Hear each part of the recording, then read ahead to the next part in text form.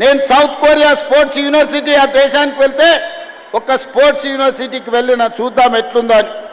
ఆ క్యాంపస్ 30 ఎకరాలలో ఉంది. 30 ఎకరాల క్యాంపస్లో చదువుకుంటున్న పిల్లలు ఆ దేశానికి 32 గోల్డ్ మెడల్స్ వస్తే ఆ సౌత్ కొరియా స్పోర్ట్స్ యూనివర్సిటీ ఒక క్యాంపస్ నుంచి 16 గోల్డ్ మెడల్స్ ఆ పిల్లలు సాధించింది. 30 ఎకరాలలో ఉన్న ఒక యూనివర్సిటీ 16 గోల్డ్ మెడల్స్ తీసుకొస్తే ఒక చిన్న దేశం తెలంగాణ రాష్ట్రం అంతా ఉన్న దేశం 32 గోల్డ్ మెడల్స్ తెస్తే మిత్రులారా, మా యువ మిత్రులు, మా సోదరిమణులు, మా చెల్లెళ్ళు, మా తమ్ముళ్ళు ఇక్కడ ఉన్నారు. మీరు ఆలోచన చెయ్యండి.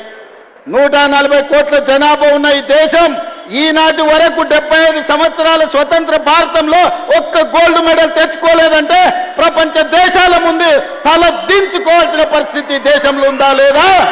ఈ చరిత్రను తిరిగి రాయాల్సిన అవసరం మన తెలంగాణ బిడ్డల మీద ఉన్నదా లేదా ఒక్కసారి ఆలోచన చేయండి.